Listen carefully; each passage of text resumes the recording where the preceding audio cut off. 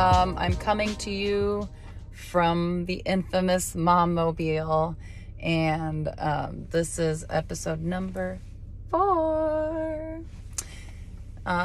Stories from a survivor. And I'm a little bit pumped because I got some feedback from my therapist who actually listened to my podcast, and she said that it's actually really good. So I'm going to go with that. And also one of my dear friends that's becoming slowly but surely my main videographer said that it was good and he enjoys listening to it. And so I have a hard time taking compliments, but I'm going to take it and I'm going to run with it. I look super scrubby for anyone that's watching this on YouTube, but you know what? This is reality. This is real life. I'm a soccer mom of 5 that homeschool and run multiple businesses. And so I'm just going to go with it. Okay. I have reason for celebration, but I'll share that later on in a series about entrepreneurial life. Right now, I'm going to continue to work, and talk about something that's affected me a lot. And I'm going to read to you the quote that gave me the inspiration for this episode. And it's coming fresh out of my brain and off the press because I just had a therapy session earlier today. So congratulations, you get to reap the rewards of that. All right. I'm going to read something. It's an Instagram handle that I follow called Holistic Psychologist. She talks a lot about childhood trauma and things like that, and I follow a lot of her information. It hits really close to home, so I would encourage you to look her up. I can't remember her name. Holistic Psychologist is her Instagram handle. And so here goes the topic that I'm going to start going down rabbit holes about. Many children are raised in homes where they're expected to perform, achieve, and compete to provide self-worth to a parent. Then we wonder why we have a society of anxious adults. Now, I don't even know really where to start with this subject, just because, I mean, there's so much there. Like, there's so much with, like, my trauma and what I went through. And when I say trauma, and I think the problem is that a lot of people talk about trauma and they think that, like, there was someone that was sitting there intentionally and doing it to you, like intentionally traumatizing you. And this is not what I'm referring to when I talk about trauma. Trauma can be something that is intentional, yes. I mean, you think about like terrorism, domestic terrorism, and things like that, which we'll touch on at some point. But trauma is also just something that's inadvertently happens out of a lack of knowledge. So we think about, like, my parents, for example. I love them dearly. I actually had a great conversation with both of them earlier today because we're going to visit them soon. And my parents, you know, our parents were immigrants from a communist country. It was some of the most, like, tumultuous times when our parents, you know, our dad ran away. My mom wasn't even, like, wanting to come here because it's just a whole new world. And dad went ahead and bit the bullet and came with a few of his brothers. They went through a refugee camp in Yugoslavia. I'll have to tell that story, or maybe I can interview him, which is probably a great idea because that's another survival story. Came from there, landed in the ghettos of Detroit, and, you know, slowly but surely brought my mom and my older brother from Romania. And so all this to say, they had whatever preparation they had been able to have, coming with whatever childhood trauma they had gone through, just because, once again, not out of a place of hate, but out of a place of lack of knowledge, lack of information. You know, you think about communism, think about, you know, North Korea, where people don't have access to internet. Think about China. You know, everything is regulated and is controlled by the government. And so people just don't have that kind of knowledge or access to knowledge. Right now, we're in the information age where everything is on Google, everything is on Safari, so you can look everything up. But back then, you know, and some people, it's crazy to think, but that's how they live even nowadays. They don't have access to TV or movies or freelance writing, things like that. So, you know, my childhood trauma that I remember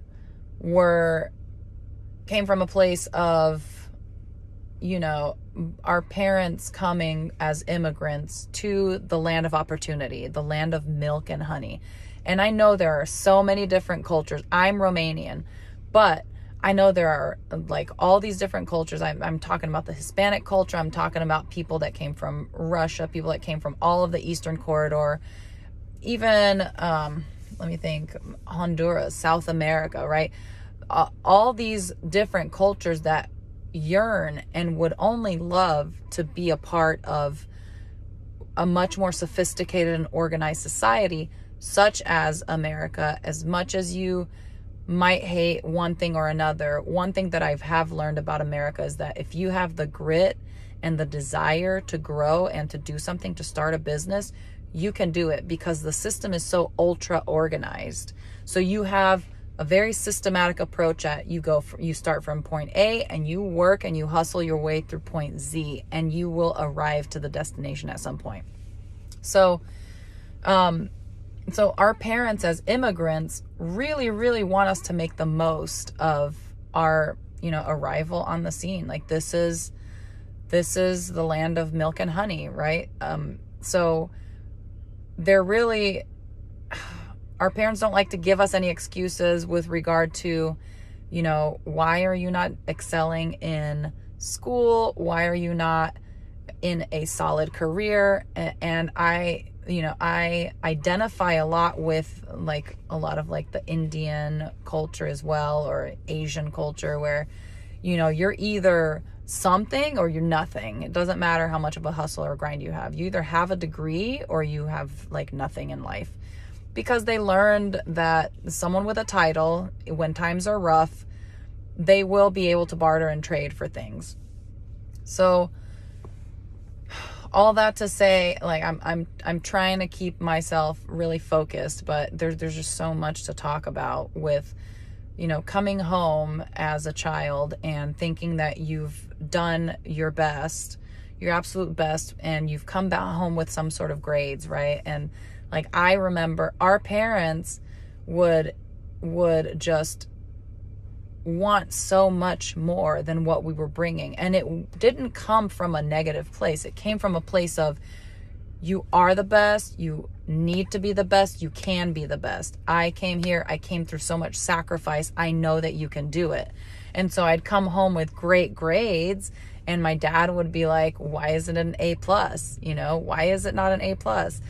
And so I never felt like I was good enough. And that created a little bit of like performance anxiety. And I found out later, after leaving my, you know, marriage and going through therapy finally and counseling and just getting to know all of my wounds, I realized that that I had a lot of performance anxiety, and that I was unaware of how to even be non-productive. So I was talking to my therapist earlier today, and I said, you know, I have these moments where like I get home and I hustle really hard. I achieve so many things. I have a lot of accomplishments I'm proud of. A lot of people are proud of me, especially within my a closer circle. And, but why do I feel guilty for sitting down and being like vegetative? You know, we all are familiar with the culture of Netflix and binge or whatever. Pick your poison. There's now Hulu, there's Peacock, there's Prime, there's Netflix, there's, what else is there? There's like so many different, and then there's just cable, there's YouTube. You can literally binge on so many different videos and just enter your state of mind of just like vegetation. And I talked about the guilt that I have, and I was telling her, you know, I know I'm doing what's right. I know I've earned it and I deserve it, but I'm struggling with just accepting that as like my end cap. I feel like, you know, like I could be recording more podcast episodes, or I could be writing my book that I'd like to write, or I could be developing further our social media network. And she made a clear point, and I forget the name of the gentleman, but maybe on another podcast, or I'll add it in the description at some point. There's a psychologist that writes books about childhood trauma, and he talks about how there's the entire plate of, mental health that you need to work towards. There's the structure, which we hear a lot about, the structure and self-discipline. Those are two big sticklers. We hear a lot about those because your most successful people have to employ those, structure and self-discipline.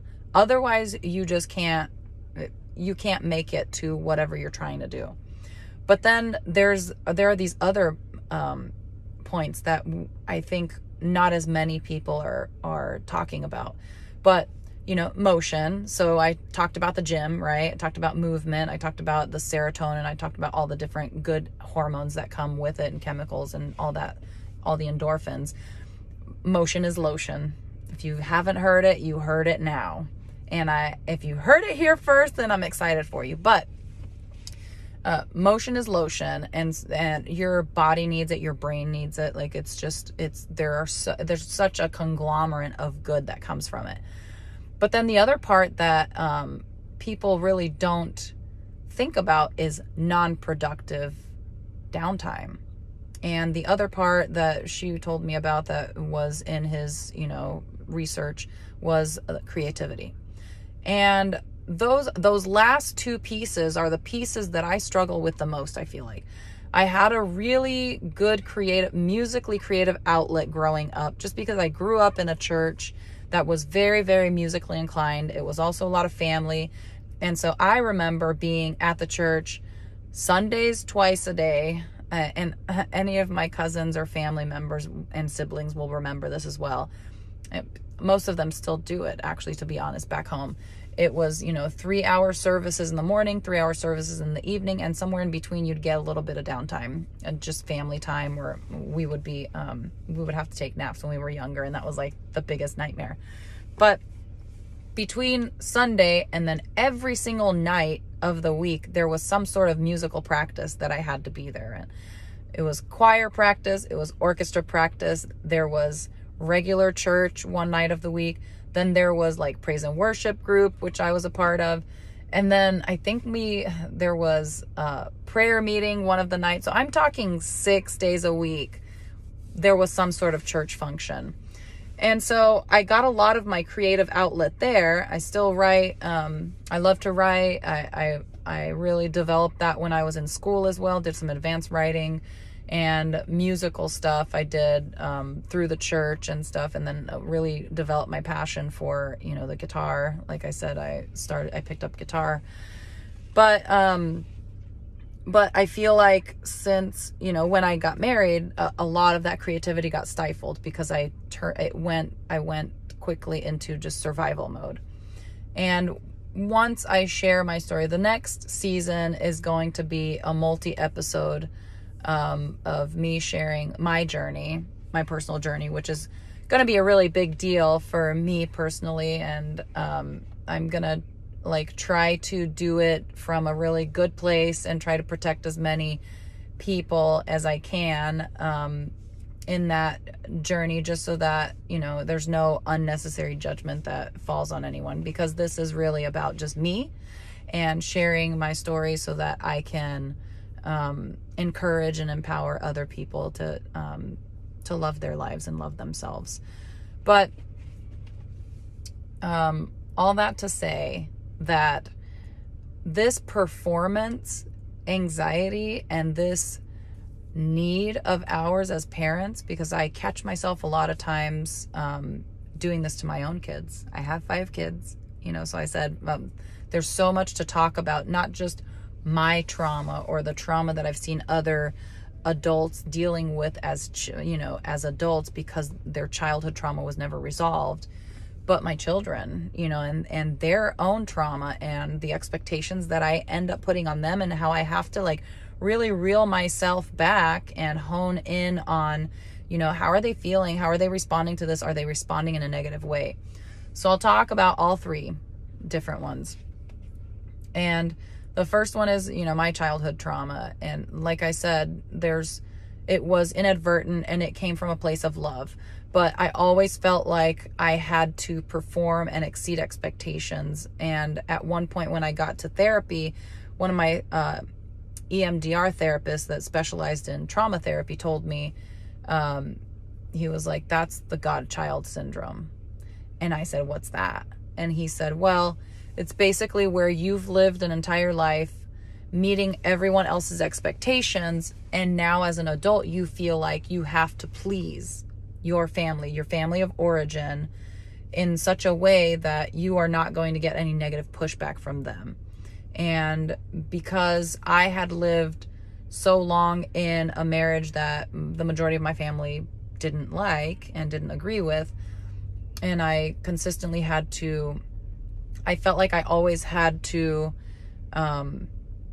compensate for, their lack of relationship with my ex-husband and all of the negative things and altercations that came from the relationships. I would always overcompensate, and I would protect my siblings or my family. I would protect my ex-husband from my family as well. I wound up learning how to be really, really good at compartmentalizing. And what ends up happening when you compartmentalize all these different relationships, unfortunately, is that you end up being super isolated.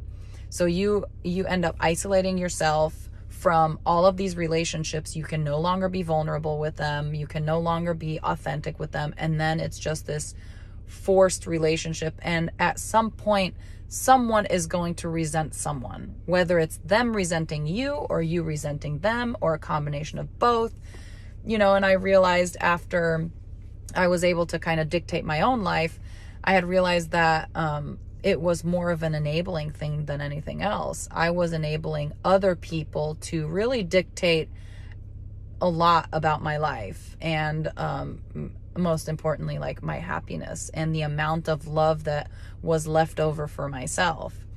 And so at some point, I vividly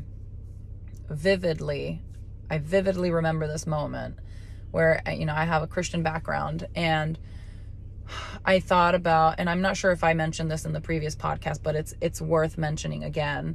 But I thought about the fact that like all these people have so much good to like say about me, and like they're like, oh, you give so much and you just do so many things for other people. And I sat with myself and I had an epiphany, and I thought like, okay, Jesus talks about like with his disciples, he's like, what are the two greatest commandments? And they talk about the two, and they try and spout off all of these different 10 commandments. And then what it boils down to is like, love your God with everything and love yourself as you love your neighbor. And so I asked myself, if I treated everyone like I'm treating myself, would they actually love me and like accept me like they do?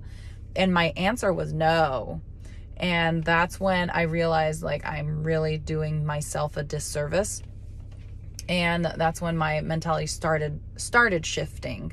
And that was a big, big process, because when you've been a self-sacrificial saint, I just came up with that. But when you've been that your entire life, think about how difficult it is to get out of that mode.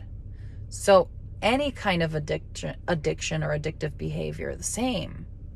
Think about how difficult it is to get out of those habits, out of the, I'll give from me, I'll give from me, I'll give from me. I remember all of the times that I can remember that I was with my younger sisters when I was, the majority of the time it was me taking care of them.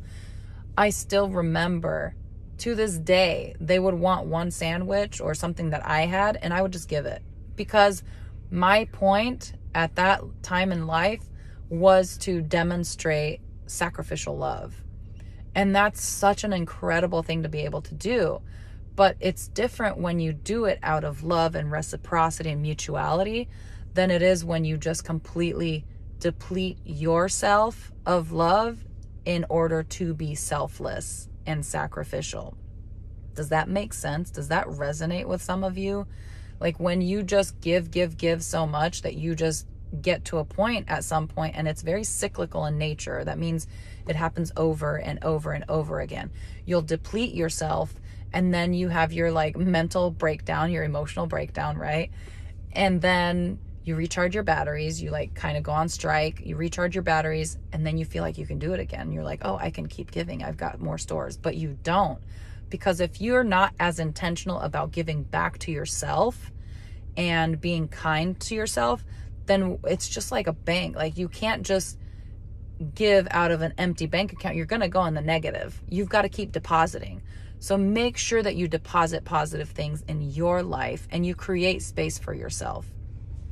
So that's a little bit about like my, you know, my history and my like background, my childhood, and how it followed me into adulthood. And I'm going to give another example of someone that I spoke with that talked about, you know, how it looked for them, like their childhood trauma. And their childhood trauma was, you know, they would be taken and left with their grandparents. This was something actually very common especially in the Eastern corridor of Europe.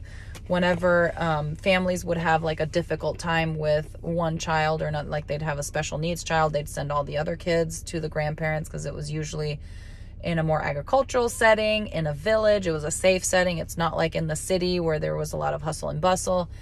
And on the other side of things, like when there was a really difficult child, that child might have been sent off for sometimes even a year at a time, but a lot of time months at a time, like during their vacation time. But imagine this, being a kid in you know, your country of origin, whatever, and being sent off because it was just too complicated to have you at home, and feeling completely neglected and left out or abandoned. Like think of those childhood wounds, like that feeling of, oh my goodness, no one loves me, no one cares, like they can do life for such extended amounts of time without me and not die. Why is this right for them, and why does this feel so wrong? And you know, it's because we crave that human connection, especially from our biological parents. And so in our family of origin, like that's where that stuff happens. And so I saw this follow this person into their adulthood, and I've seen, and I've been able to identify in so many different people, and even in myself, you know, feelings of abandonment. You may not have been, you know, physically abandoned, but maybe emotionally. Like you had parents that went through a really difficult time and they had to detach. And I had to do this even. I had to emotionally detach from my kids while we were fighting in court for the what we believed was best for our children. Because what happens mostly in family court is that the two parents will end up, you know, emotions get heightened, and then one thinks that, you know, this scenario is best for the kids, and the other thinks that this scenario is best for the kids. And somewhere in between, there's a little bit of, you know, spiteful or resentment, bitterness towards the other parent. And so it's really, really important to make sure that, you know, we're not including the kids as much, and you stay as emotionally detached as you can while you're going through that process, just so that you can purely, you know, protect them from all of your brokenness and your wounded self, so that you're not, you know, you're doing things from a safe place for them as well. Because no matter what, regardless of, you know, how bad their mom or dad is, they're always going to be their mom or dad. Like, how many times have you seen a show or a movie where the kids were adopted or given up for adoption or taken away from parents, and maybe they didn't know, and their parents are like literally living in a crack house, or, you know, were serial killers or something, but there's still that bond that attracts them to them. So do whatever is within your power to best facilitate as good and foster as good of a relationship with the biological parent as possible. Obviously maintaining safety. Obviously, if they're, you know, abusive, you have to be very careful, because re-exposure to trauma will delay the healing process. And so our kids, you know, what I see is a lot of I talked about this with my therapist today, actually, and we talked about the podcast, and she said, I think, you know, I can now understand why this is part of your healing journey, because just as beneficial as I hope that this is for everyone and anyone that ever listens to this, it's probably even more beneficial for me to be able to talk about it and to feel like this is being documented somewhere. Like the pain makes sense for me if I can share it with other people and potentially prevent it. Otherwise, it's like my emotional brain, remember, there's like the left and the right side. My brain just can't make sense of it, of the fact that I stayed in so much emotional pain for so long and in so much of this like oppressive thing. And it's not, like I said, it's not that it's always intentional and that there's like this like, you know, villainous type of attitude, but it is the fact that, you know, we as victims or survivors typically stay out of this, you know, desire to be a part of something and out of our trauma, our wounded selves. And if we don't have a safe partner to really identify that we are coming from a wounded place, for them to stop it and to say, I love you. I love that you're so sacrificial. And I see that you're coming from a wounded place. Can you please rectify that and make sure it comes from a place of abundant love for me or for our relationship? And I think that's just such a safer place to come from, right? So it's going to be really important if you're in a relationship, when you're in a relationship, to be able to say, you know, I notice that you're, for example, you're always giving me your milkshake. I don't know. Let's think of something more significant, but you're always giving me your milkshake. And I know how much you love milkshakes. Why do you do it? Even though I didn't order one, I could just order one for myself. And maybe in their lives, like they had a childhood experience where they may have always wanted a milkshake, but they never got to buy one because either they didn't have financially, you know, the ability to, or, you know, there was someone that wouldn't share with them. And so they always had that yearning and that desire. And out of a yearning and desire that has been unhealed and has followed them through adulthood, they will now sacrificially give to you because it gives them joy. Does that make sense? That's something to really grasp and sit and think about. How many times do you do something for someone because you didn't have it or because you couldn't do it?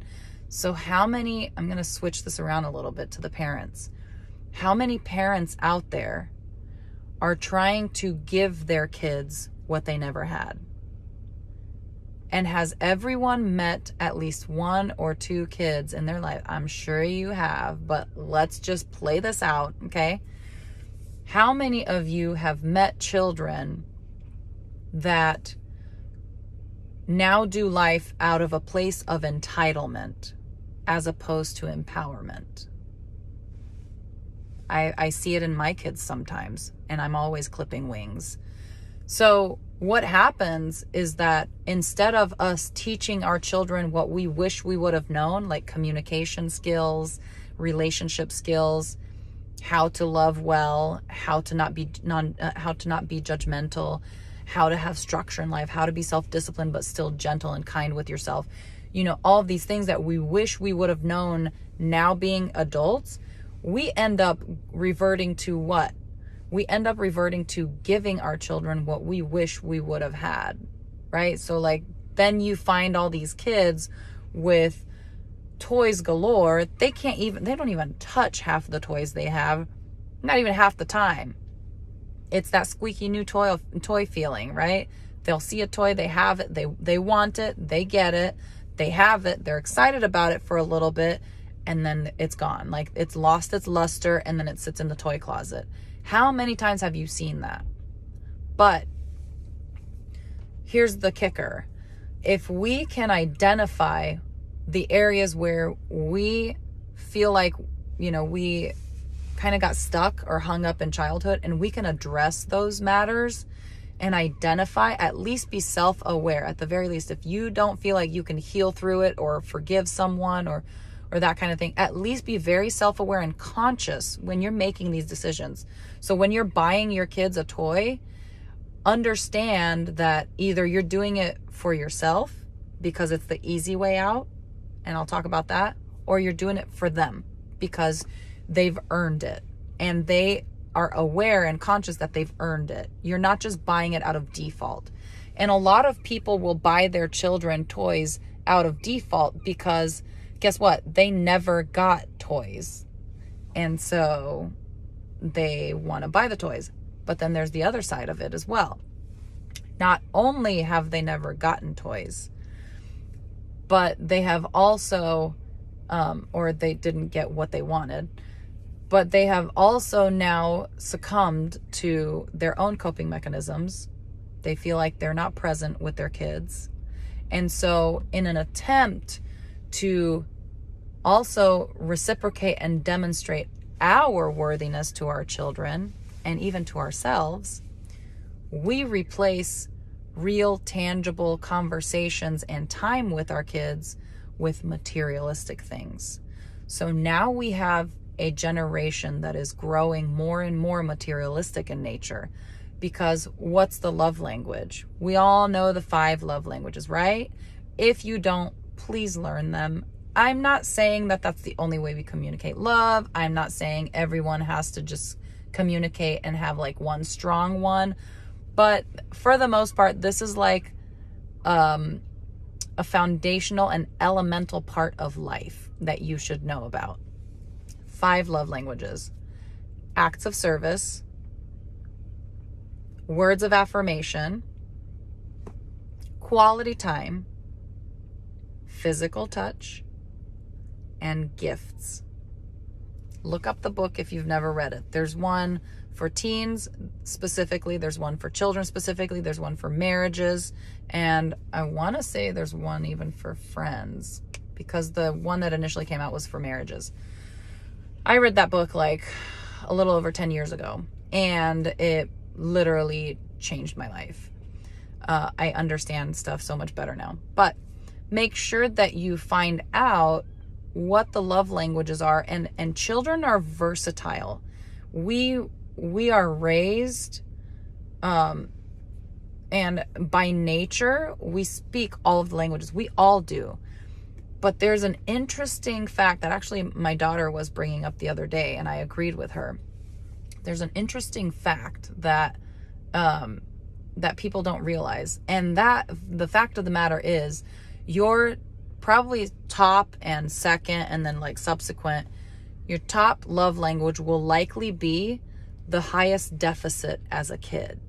So for me, for example, this is, it seems really silly, but I'm going to say it, like, for me, our dad would always talk to us about taking us to Disneyland.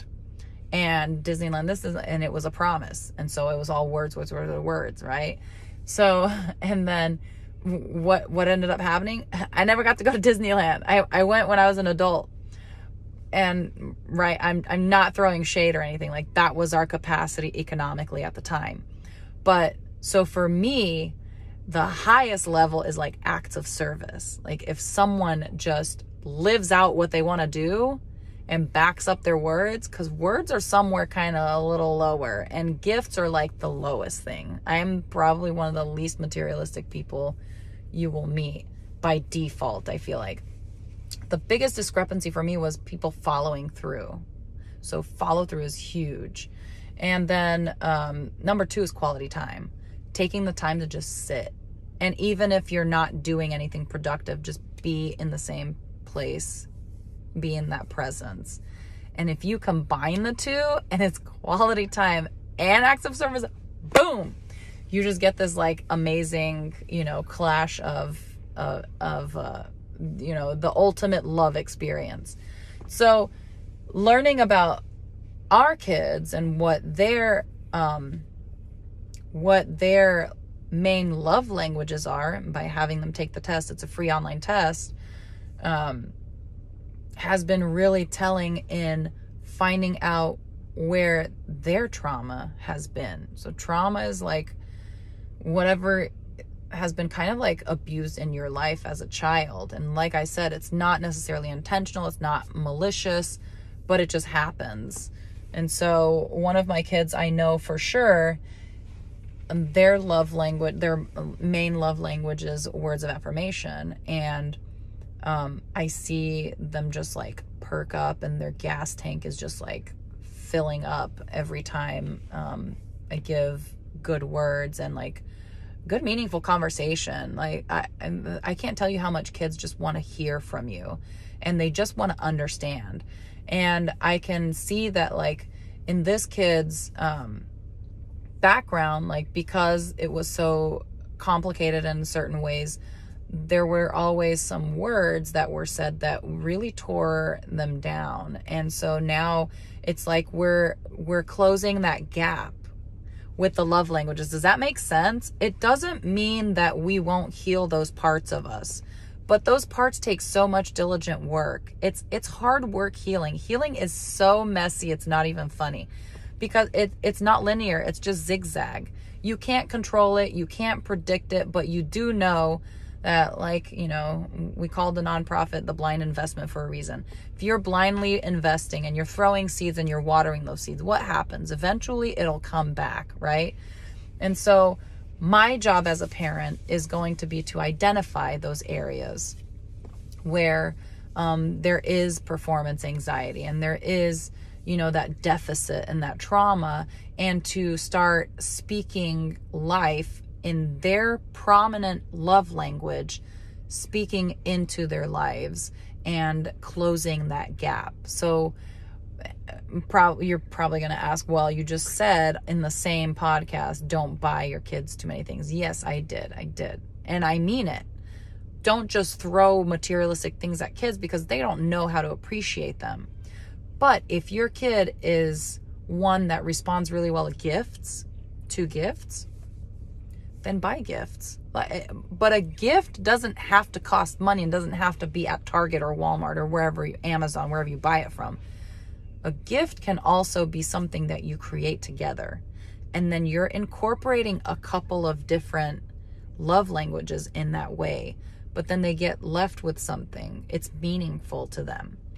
Okay, so, and another thing that I will say is, you know, we're talking about, you know, I went down the rabbit hole, right? But I'm allowed to. It's a podcast. That's what we're supposed to do, is go down rabbit holes. So, you know, with regard to anxiety and our society full of anxiety, it really does boil down to the fact that we need to be mindful and be gentle with ourselves and be kind, because, you know, a lot of times, like, if you don't know enough about anxiety, you don't even know what you're feeling.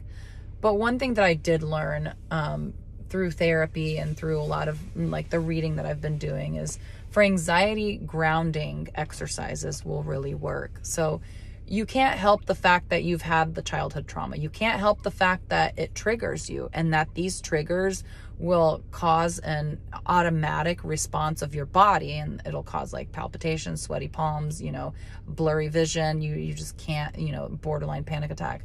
Anxiety will do that. But what you can do is get back into your body. So when it's anxiety, it's in your head. That's why people that don't have anxiety and don't have panic attacks and things like that can't understand it possibly. They can't, because their nervous system has been so well taken care of, which is wonderful, and it's so balanced. But someone that's gone through trauma and someone that has anxiety has an imbalanced nervous system. So what are you trying to do? You're trying to get out of your head and back into your body. So you use your 5 senses.